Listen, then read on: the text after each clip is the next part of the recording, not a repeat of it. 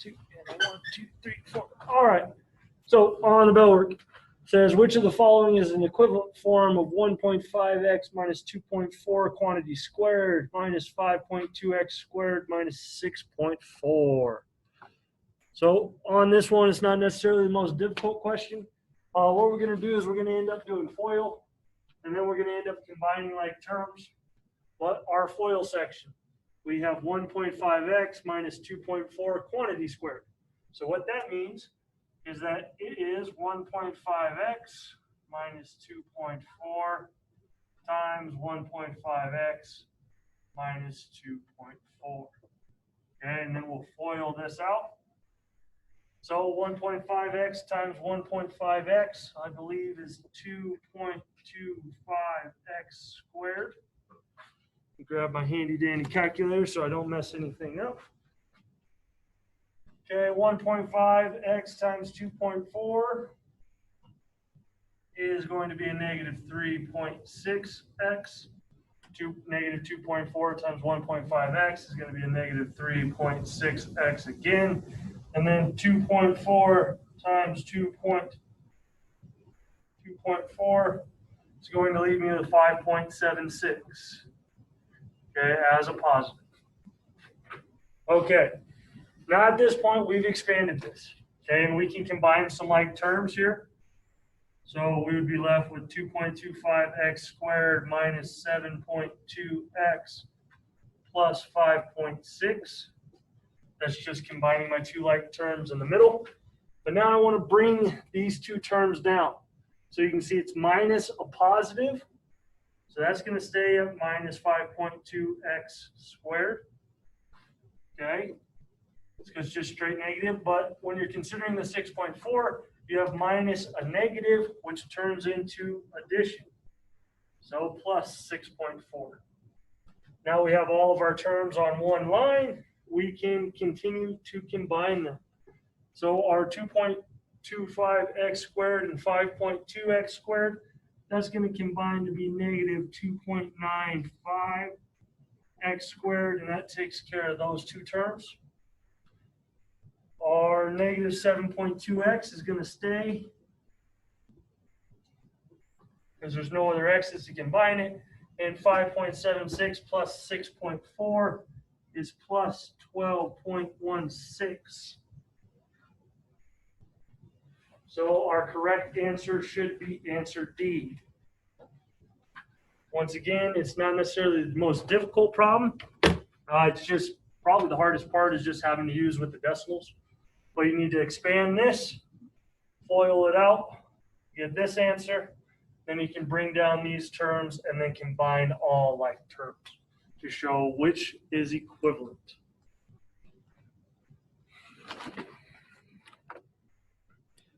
Get my PowerPoint up.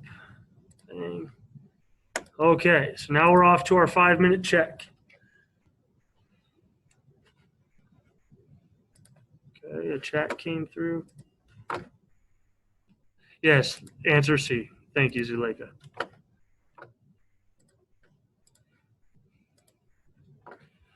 Okay, so here's our first 5-point check.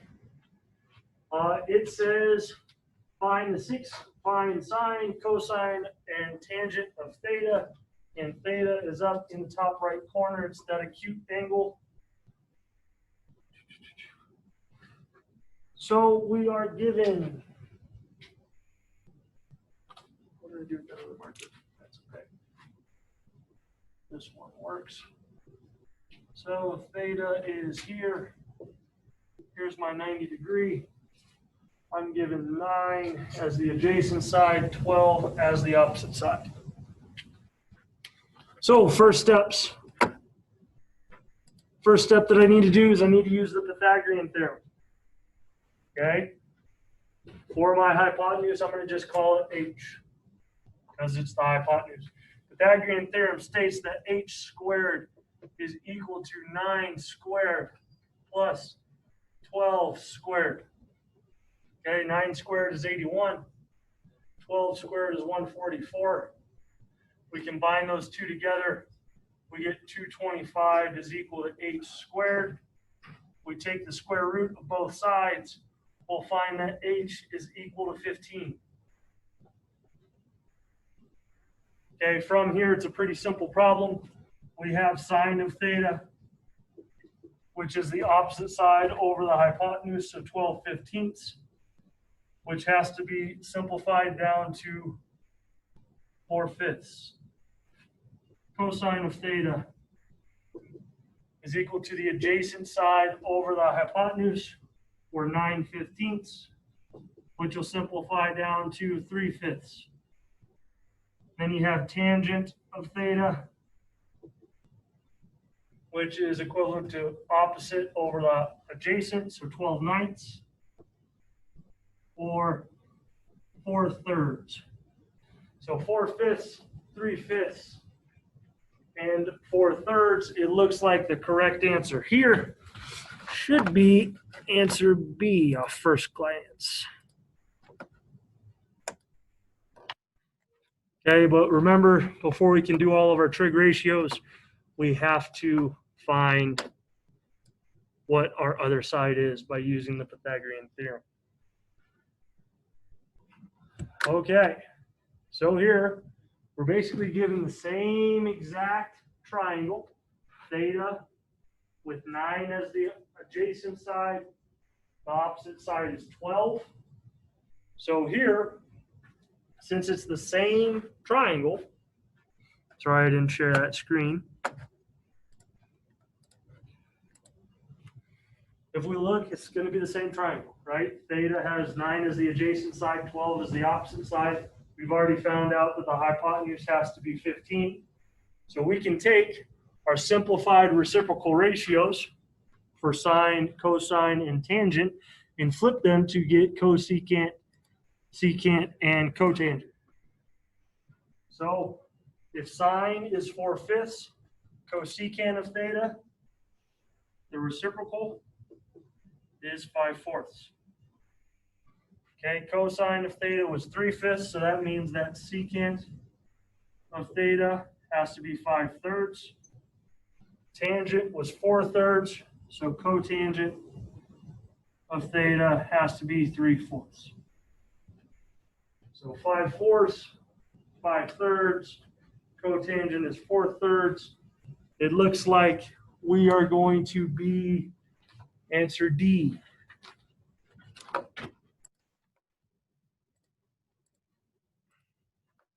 Okay, they just broke that into two different triangles, but it's the same information as the one on the last. Once again, if you were looking at this as a brand new problem, you would want to find the opposite side or the hypotenuse using the Pythagorean theorem, and then you can actually plug in values for these ratios. So here we have another good one. It says find the value of A. This is talking about side length. So angle A is a 30-degree angle. 12 is the adjacent side, and A would be the opposite side. So which trig ratio is going to best fit my scenario here? Okay, so I have 30 degrees here. The opposite side is A. The adjacent side has the given information. So that's going to be tangent. And what we can write is that the tangent of 30 degrees has to be equal to A over 12. Okay, and then we would go through the process of isolating the A variable by multiplying by 12 on both sides. So 12 times the tangent of 30 degrees is equal to A. So if I go to my calculator and I just plug that in, bang there. Want to make sure that I'm in degree mode. So 12 times the tangent of 30 is equal to about 6.92. So roughly 6.9.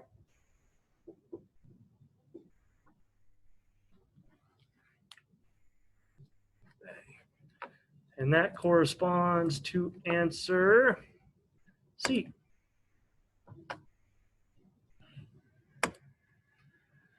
Okay, find the measure of angle B. This one, we don't even need to really use a trig ratio to find it. This, we use the definition of triangles, which states that each triangle, all of its angles will add up to be 180 degrees. So we have a 30-degree angle and a 90-degree angle, so that makes 120 degrees. For this whole triangle to equal 180, angle B must be 60. Okay, because the triangle adds up to 180 degrees. So the correct answer is C, 60 degrees.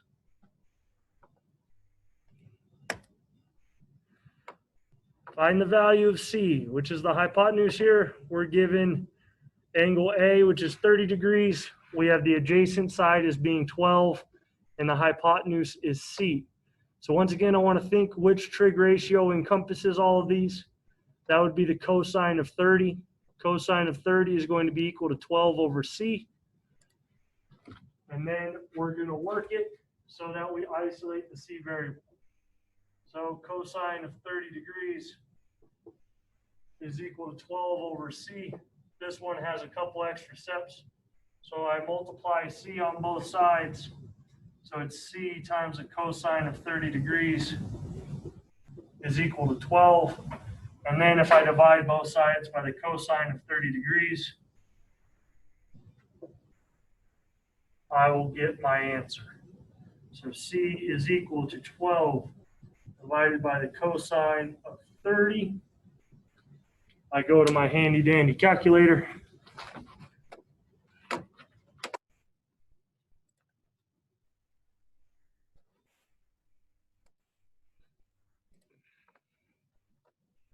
So 12 divided by the cosine of 30. Close my parentheses. Oh, helps if you clear out the first one.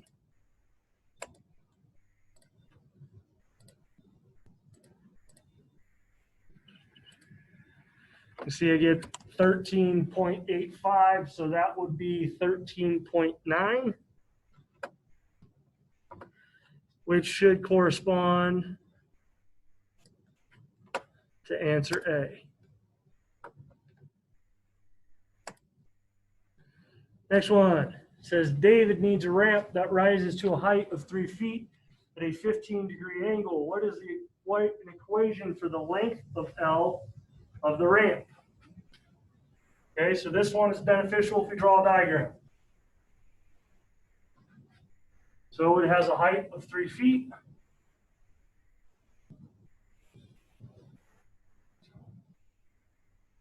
And this is 15 degrees, and we're looking for that. We're looking for L or X in my diagram here. So 15 degrees, 3 foot, X. Here we want to set it up. Which trig function is going to use it? We have the opposite side and the hypotenuse. So that would be the sine of 15 degrees is equal to 3 over X. But then we have to isolate it because we want it in terms of X. So then we multiply X on both sides to isolate our variable. So if X times the sine of 15 degrees is equal to 3, we divide both sides by the sine of 15 to get our answer that X, or whatever variable we chose, is equal to 3 over the sine of 15 degrees. Which, looking at our PowerPoint, since they used L, I just replaced X there. D would be the correct answer here.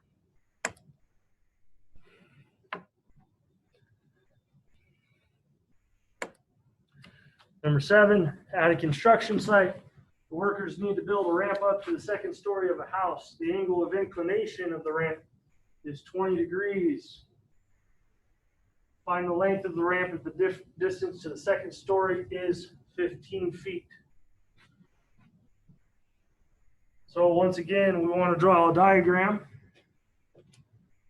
so we can picture it.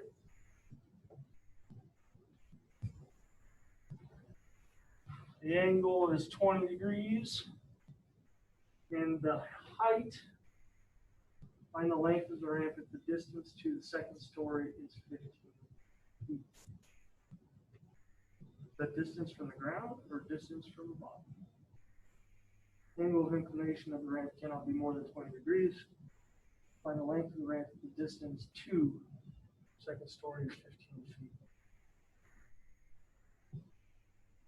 Well, that's a little frustrating.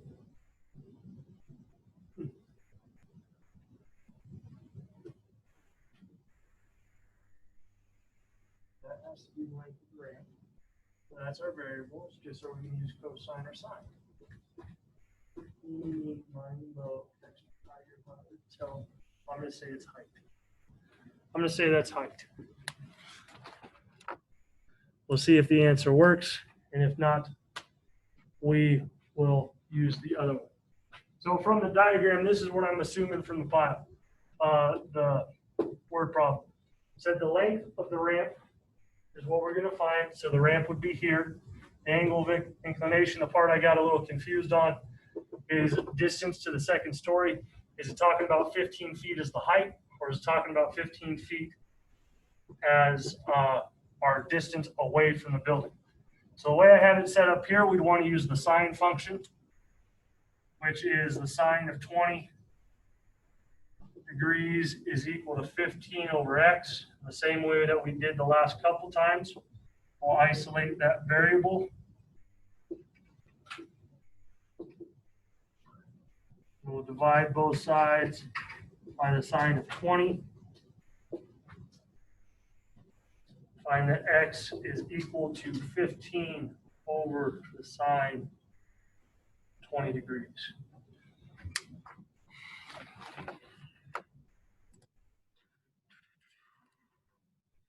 Plug that into my handy dandy calculator.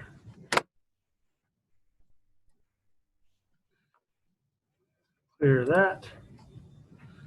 So 15 divided by the sine of 20, close my parentheses. I get 43.8, so about 43.9, 43.86. So I'm going to say this answer is D. That one was a poorly worded question. It'd be nice if find the length of the ramp if the height of the second story is 15 feet. Right? Then it would be more logical, a little bit easier to set up my equations. But can't stop poorly worded questions. Okay, so here's what we're going to be doing today. So first we use angles with degree measures. Now we're going to draw and find angles in standard position. And we're going to convert between degree measures and radian measures.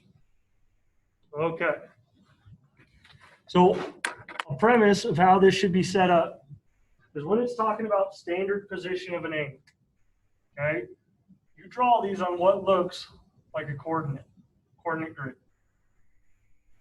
Okay, the initial side of the angle is always the positive x-axis. So the origin this way.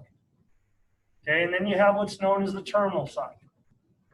The terminal side, if it's rotated up, that's a positive angle, with this being the terminal side. Okay, that would be an angle in its standard position. Okay, I'm going to change colors. If the angle is rotated down, to say here, this is a negative angle, with this still being the terminal side. Okay, so it's positive if it's rotating counterclockwise. Okay, it's negative if it's rotating clockwise. So red here is the negative with the terminal side. The purple is the positive when it's considering the terminal side. And if you can imagine This is kind of the principles behind a radar screen, right? A radar has a point that would be the middle. Let's say it's a ship. Okay, we have a ship here, and the radar sends out sound waves to get them bounced back, or sonar if it's underwater. Okay, but then they locate all these different items. Okay, they got different planes flying around, all of it within its airspace. They can use these angles to degrees to find out where exactly these items are. It's called the area of approach. It's like a vector. Okay, with this continuing to be 0, this would be a vector of 90 degrees. This would be 180 degrees. This would be 270 degrees. And 0 would also act as 360 degrees. Okay, and this is kind of how we're focusing on. This is angles and standard positions. If you're looking at an angle that's rotating negative, so it's rotating clockwise, this would be a negative 90. This would be a negative 180. This would be a negative 270. This would still be 0 or a negative 360 degrees. Okay, so you're talking about rotational movement.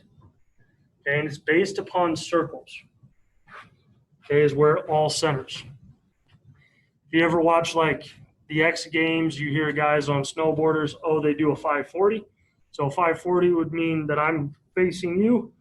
I spun around 100 or 360 degrees, and then I go another 180. I've just rotated 540 degrees. Okay, that's where we're kind of focusing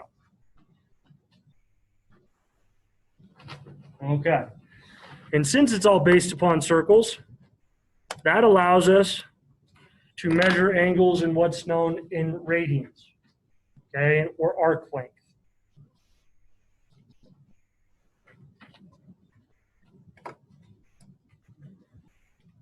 All right, so our new vocabulary, standard position. So once again, the initial side is the positive x-axis, okay? The terminal side is the part of the angle that rotates. If it rotates counterclockwise, you have a positive angle. If it rotates clockwise, you have a negative angle. Okay, you have coterminal angles. These are angles that have the same terminal side, okay, with multiple rotations. So if you can imagine, like I just demonstrated with my nice little pirouette, right? This is, if I'm facing you at the beginning, and I rotate 180 degrees, I'd be facing away from you. A coterminal angle with 180 degrees is me spinning all the way around so that I face you, and then continuing it off at 540. 540 and 180 are coterminal angles because they would fall on the same position on the terminal side. Okay, so they fall on the same terminal side, not the initial side, because everything starts with the same initial side.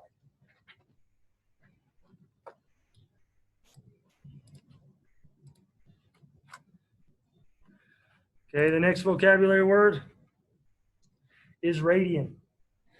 A radian has to deal with pieces of a circle, okay? So as you would have learned in geometry, if I erase my nice diagram here,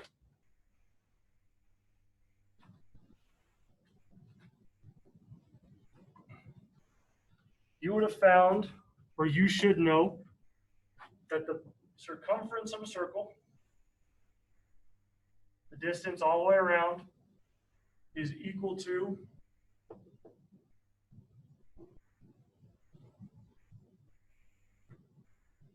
2 times pi times whatever radius. Okay, 2 pi r. Okay, is the circumference of a circle. A radian is a measure of an angle based upon this arc length. Okay, and what these are is they're always going to be ratios. Okay, because it doesn't matter, because the angle doesn't change. What changes this distance between these 2 points, this point here and this point here, is the distance of the radius. Okay, but this ratio to how it corresponds to the radius never changes. Okay, this would be a radian measure. So we're really measuring them from this point to this point, and we're measuring it by angles.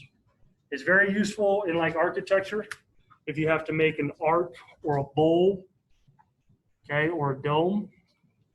Then you can find out the total distance that you need to span, okay, rather than trying to measure it, having the correct amplitude and all of that. Okay, but it's really based upon the radius of the circle. Okay, and it all comes back to the circumference of the circle. So the central angle. The central angle is essentially what I just drew. Okay, this would be referred to as the central angle theta. Okay, or S or X, whatever variable. The central angle is the angle from the initial side to the terminal side of the circle. Okay. The next vocab word is the arc length. The arc length is taking the actual length of the intercepted arc. So between these 2 points, I have a point here and a point here. The distance between them would be the arc length.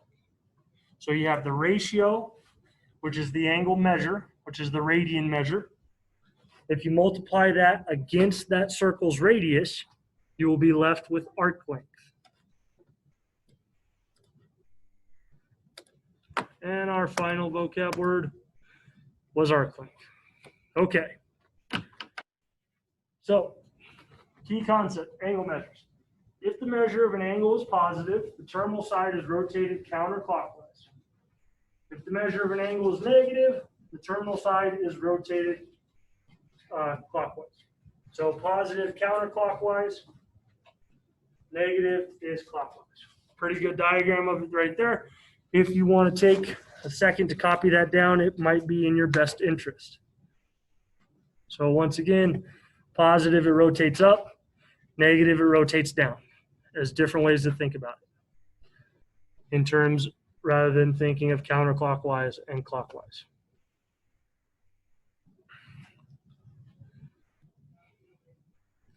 So some prominent angles that you want to be aware of is if the initial side here, the positive end of the y-axis is 90 degrees, the negative end of the x-axis is 180 degrees, the negative end of the y-axis is 270 degrees, and then you end up back at 0 or 360.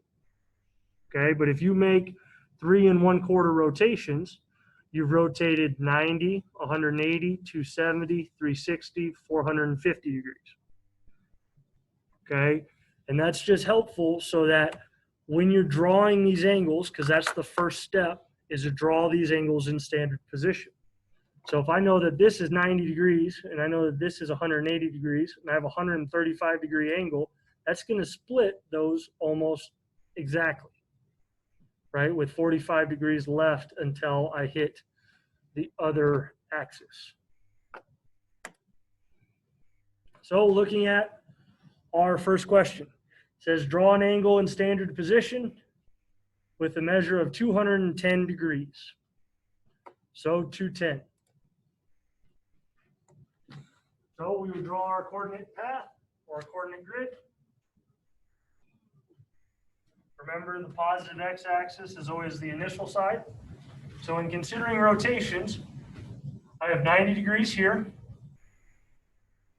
I have 180 degrees here, 270, and then this is 0 or 360, right? So between which am I going to fall? I have 210 degrees. So I need to pass 180 degrees, but I can't go as far as 270, right? And then I just want to do my best guess. Say it's right about there because it's not quite half yet. And that would rotate 210 degrees. And then the distance between these two is 30 degrees. Okay, so I rotated all the way to 180 and then 30 degrees farther. Okay, with my total distance being 210 degrees.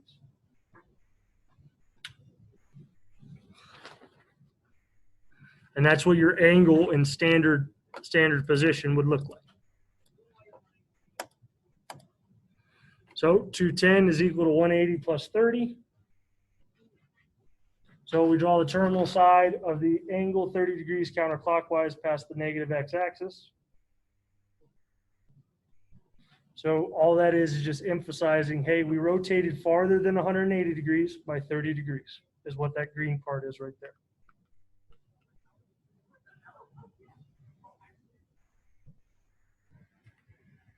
Our second one, draw an angle with a measure of negative 45 degrees in standard position. So once again, my first step is to draw my coordinate path. Here, I have negatives. So I'm going to alter these because it's opening up different. Okay, when you're considering a negative angle, remember that this would be negative 90 degrees. This is negative 180. This is negative 270. Back to 0 and negative 360.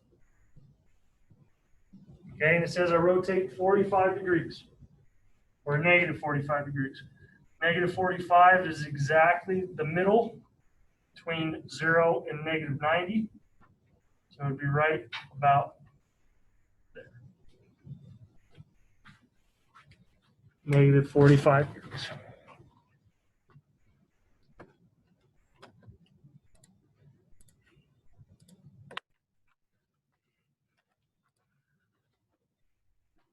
And understand, it's very hard to be exact with these. Anytime we're graphing, it's always an approximation, but you want to be close, right? You should be in the correct quadrant.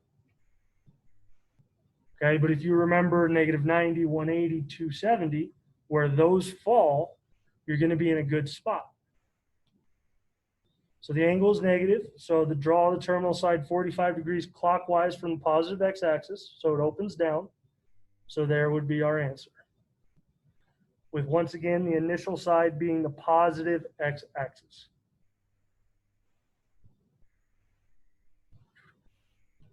Pretty simple so far, huh? Okay, so draw an angle with a measure of 225 degrees in standard position. Okay, so which ones can we eliminate so far? Well, if we look at A, this one is rotated down and rotated clockwise. So that gives us a negative. We didn't want a negative, we wanted a positive. So we can eliminate A. What about B? Well, it's rotated 45 degrees, but not 225, so can't really select B. C, at negative 45 degrees, that one would also be eliminated. 225 degrees, so we cross 180 degrees, and then we go 45 degrees further.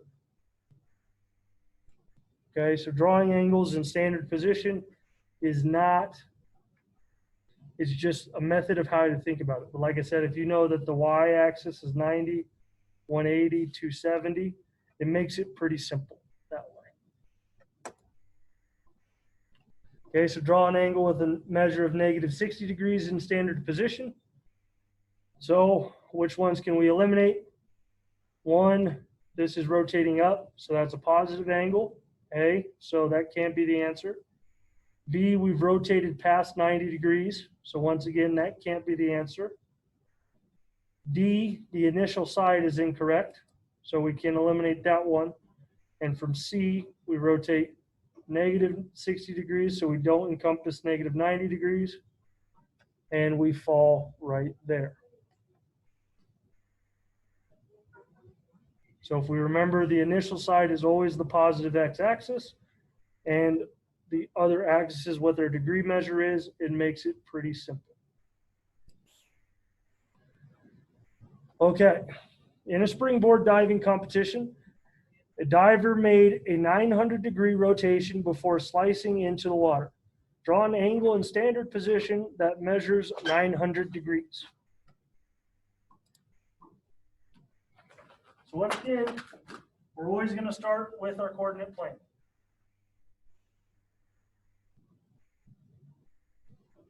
Okay, with the initial side being our x-axis. The key is here we have 900 degrees of rotation, right? So we already know that a full circle is 360 degrees. Okay, so he's going to rotate all the way around at least one time. Okay, what if we get another full rotation at 360 degrees? 360 plus 360 is 720. So we know we've rotated at least two. To figure out the back end, you could either guess at which weight could be added to 720 to make 900, or you could take 900 minus 720 and find out that it's 180 degrees. So what that means to do a 900 degree rotation, we go all the way around once, we go all the way around twice, all the way until we're facing opposite. So 2 full rotations and end up on the negative x-axis. Okay, and once again, that's centered around that a full circle is 360 degrees. Okay, it's just rotating around one time. You can make sense of that. Try to clear that up. It looks a little foggy. Kind of how my brain was this morning. Here we go. That's a little better. So 900 is equal to 360. 360 plus 180. So draw the terminal side of the angle 180 degrees past the positive x-axis. So that's going to be on the negative x-axis. So you can see we rotate around once, that's 360. Rotate around twice, that's 720.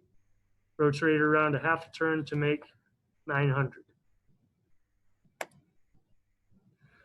Okay, so while riding down the mountain, snowboard goes off a jump and turns 600 degrees before touching down onto the snow. Determine how many degrees past the positive x-axis the snowboarder lands. Okay, so this one is just kind of a critical thinking problem. It's not necessarily the hardest in the world, but we have 600 degrees rotation, and they want to know how far past the positive x-axis this snowboarder lands. So remember, our initial side is the positive x-axis. That's 0 or 360. So they're saying he's going to make one full rotation, and how many more degrees does he have to rotate to get to 600? Well, pretty easily solved. If we take 600 minus 360, you'll find that he rotated 240 extra degrees. So that would fall right about there. Oh, not 240. 600 degrees of rotation. And that's because the positive x-axis is either 0 or 360.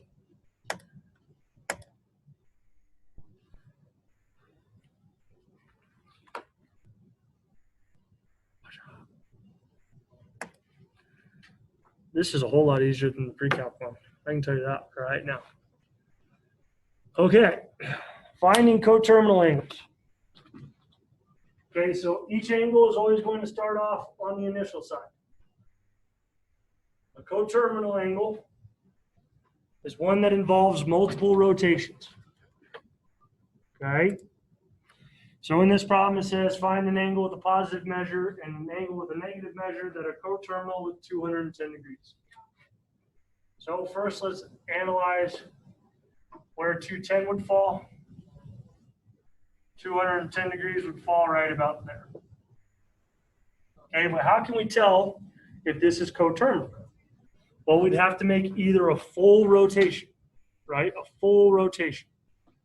So the way that we would take that is if we have 210 degrees and and we add a full rotation, we'll end up with 570 degrees. Okay, so 570, if I use my red marker, that requires us to rotate all the way around for 360 and then 210 more degrees. So you can see that those would be coterminal. They fall on the exact same terminal side. Okay, so that'll take care of our positive angle measure. Let's think about a negative angle measure. So 210 is less than 360, right? So if I take 210 minus 360 degrees, I'm going to end up with a negative angle. So 310 or 210, dang it. 210 minus 360 will give you a negative 150 degrees. Okay, so that would be starting on the initial side, rotating past 90 to right there would be your negative 150 degree angle. Okay, this one's pretty simple because the angle that we started with is less than 360. Let's say they wanted us to find a negative angle that could be rotated 390. So we would have to minus 360 would give you 30 degrees. That's one coterminal. Minus 360 again would give you a negative 330. Okay? It's all centered around the rotations. Okay? Coterminal angles are always either 1 or 2 or 3 rotations away. Okay?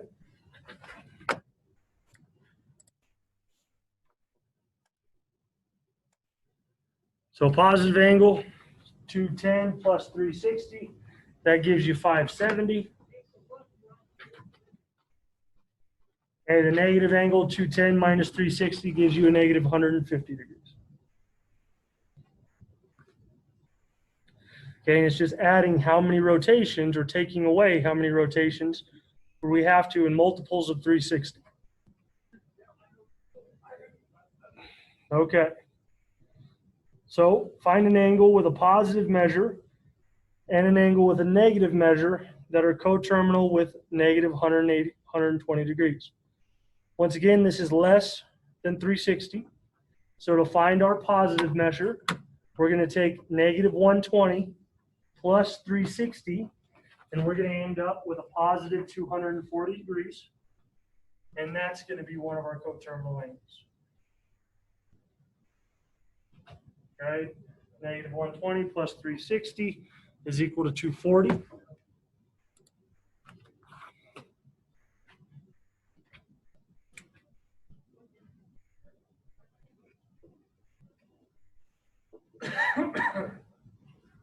That's going to be coterminal. That'll be our positive. And then to find our angle or negative, we take negative 120 minus 360. That equals to be a negative 480 degrees. That would be our negative angle that are coterminal. And once again, the whole purpose of being coterminal is that their terminal sides align. Okay, and what this sets up is when we're graphing sine, cosine, and tangent functions, it sets them up so that they're periodic. They repeat themselves every 360 degrees. It's like a clock. It never changes. So in other words, the sine of 30, we all know is a half. Sine of 390 is also 1/2 because 30 and 390 are coterminal angles. So positive angle 120 plus negative 120 plus 360 is equal to 240. Negative angle negative 120 minus 360 is equal to a negative 480. I don't know why they left off that negative at the front. Kind of materially changes everything. Okay, so find an angle with a positive measure and an angle with a negative measure that are coterminal with 330. So 330 plus 360 is 690. So we can conclude that it's going to be answer A, but just to Float our boats. 330 minus 360 is going to be a negative 30. So our correct answer should be A here. So when you're looking for the positives, you're adding 360 degrees. When you're looking for the negatives, you're subtracting 360 degrees. Find an angle with a positive measure and a negative measure that are coterminal with negative 80. So 360 plus a negative 80 is going to be, not one of these is 1. Oh, B. 360 minus 80 degrees is 280. That'll be your positive. Negative 80 minus 360 is negative 440. So that'll correspond to answer B. Okay. So now we talked about how these degree measures fall into standard position. But now we have to talk about how to convert between radians and degrees. I'm going to give you a second to copy down this because this is vital. And what it says, to go from degrees to radians, we multiply the number of degrees by pi over 180. So degree to radian, we're going to multiply by pi over 180 degrees. To come from radians to degrees, we're going to multiply by 180 over pi.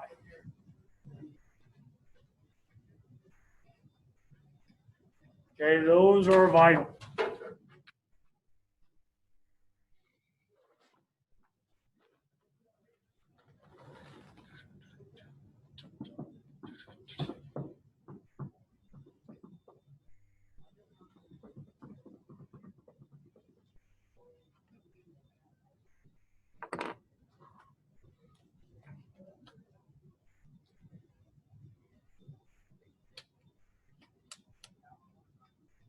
All right. Got it all down? Okay. I'm going to use you as my guinea pig. Okay. So rewrite 30 degrees in radians. So from here, we're going from degrees to radians. So we want to multiply by pi over 180. So 30 times pi over 180 degrees is going to give me 30 pi over 180. And now we simplify. 30 goes into 186 times. So we can simplify this down to pi over 6. Okay, so even though we end up with this fraction, we want to simplify it if possible.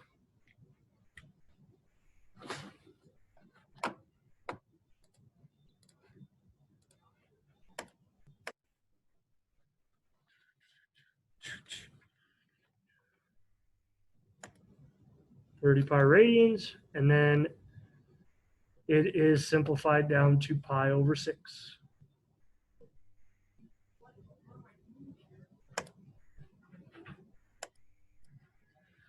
The next one, rewrite negative 5 pi over 3 in degrees. So here, we're going from radians to degrees. So we want to multiply by 180 over pi. So we have a negative 5 pi over 3. We're going to multiply that by 180 over pi. Here, my pi's are going to cross cancel. 5 times 180, I believe, is 900.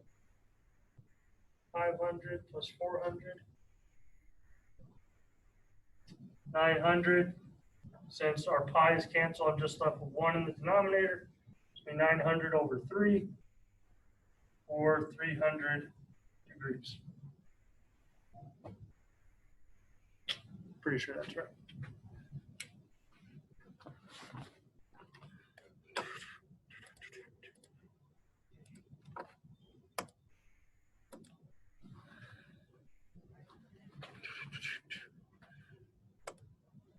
or negative 300. Dang it. That was stupid. I forgot the negative. Okay, don't be like me. Keep track of your negatives, por favor.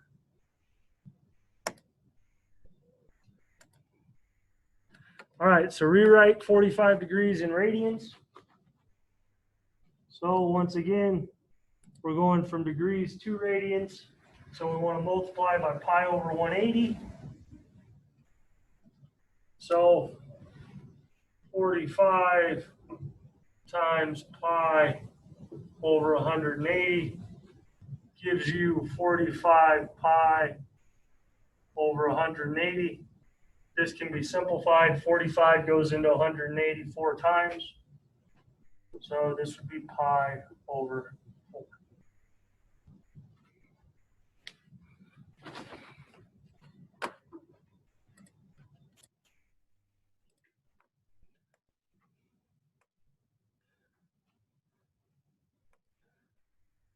Rewrite pi over 6 in degrees. We did this one already when we did it. Pi over 6, we would multiply by 180 over pi. And so we'd end up with 180 divided by 6, which is going to be equal to 30 degrees. Okay. Here's probably the most useful chart for you talking about converting pi's to radians.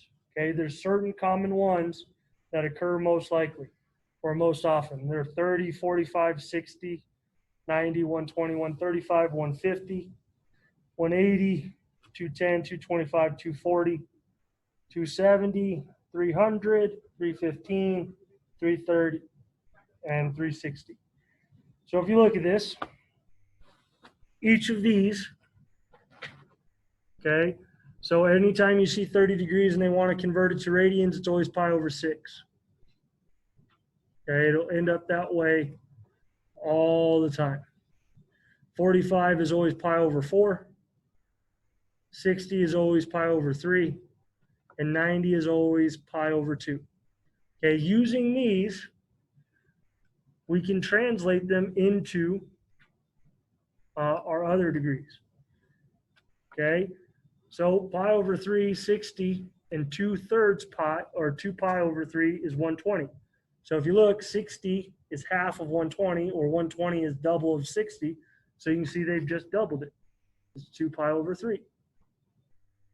Okay, to get to 135 degrees, you have 3 occurrences of 45, so 3 pi over 4. Okay, from 30 degrees comes to 150, which is 5 pi over 6. Okay, 180 degrees is always pi, and 360 degrees is always 2 pi. So once you pass 180, you know you're going to have improper fractions. Okay, like 7 pi over 6, 5 pi over 4, 4 pi over 3, 3 pi over 2, 5 pi over 3, 7 pi over 4, 330 is 11 pi over 6. Okay, and then we hit 2 pi. Okay, so anything rotated like to 390, what do you guys think a rotation of 390 degrees is going to be? Well, I've done 2 full rotations, so that's going to be 13 pi over 6. Okay, because it shows you've done that second rotation. Very useful chart. I highly recommend having it into your notes. So I'll give you a couple more minutes to jot that down.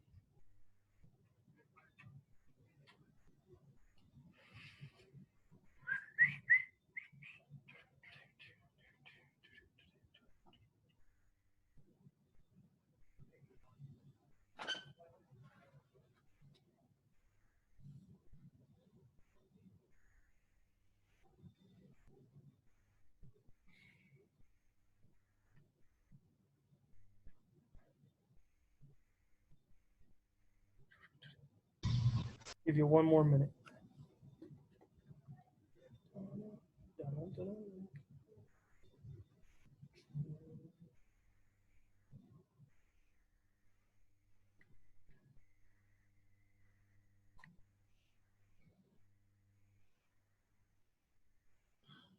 I guess if you wanted to use technology, you could just take a picture, but I'm old school. I like to write things down.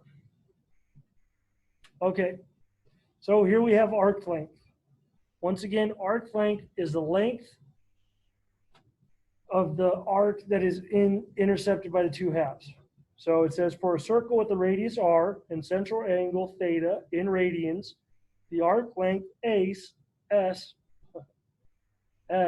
equals the product of r and theta.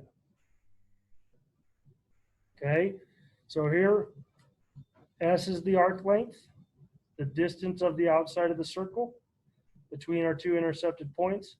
Theta is our central angle. R is the radius. So S is equal to R times theta. And the key is that theta has to be measured in radians. Absolutely, totally, positive.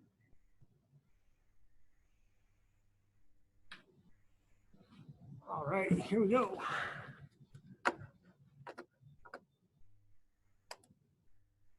Okay, so the steering wheel on a monster truck has a radius of 11 inches. How far does a point on the steering wheel travel if the wheel makes 4/5 of a rotation?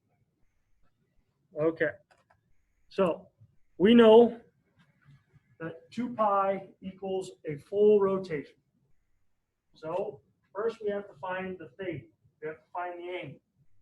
So we're going to take 2 pi times 4/5. That is going to give you 8 pi over 5. Done. Can't be simplified. Okay, now that we have this, this is theta, and S is equal to theta times R. R is the given radius of 11 inches.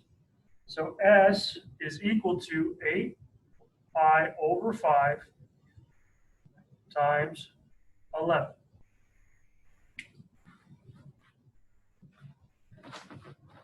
Okay, what that will give you on a calculator,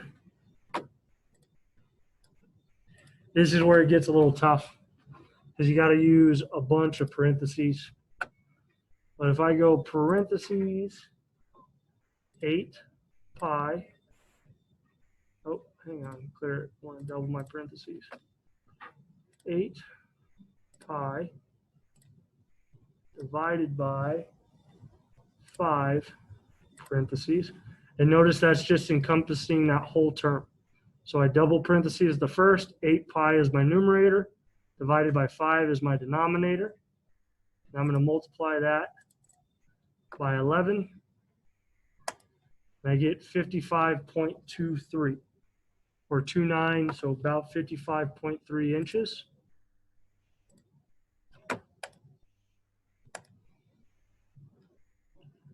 Okay, so there's them finding the radius or the angle. Use the radius in the central arc, so 11 times 8 pi over 5.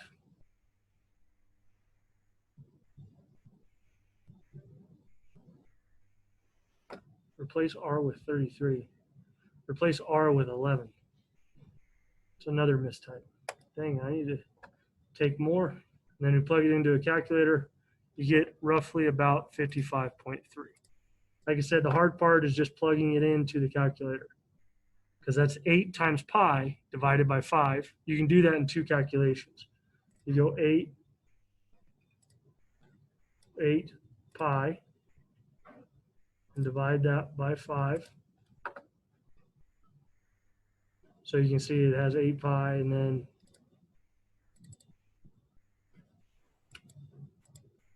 there you go. So this kind of runs like a scientific calculator where it runs it all the way across. You'll find out those answer calculations for you pretty simply.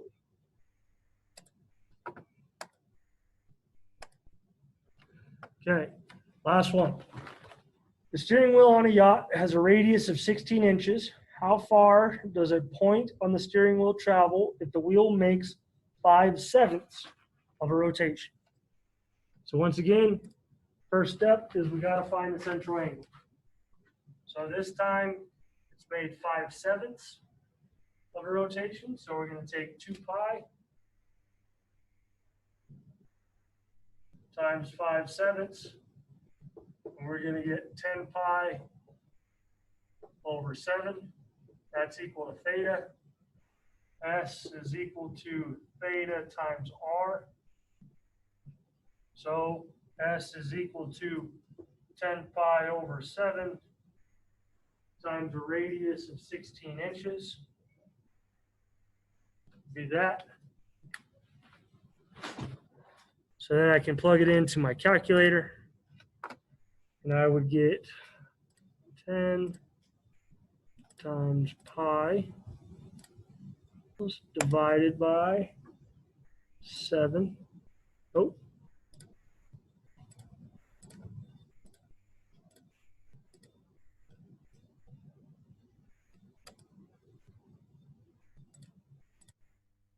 You can see I get about 71.8. So my correct answer should be C. Done and done. Okay.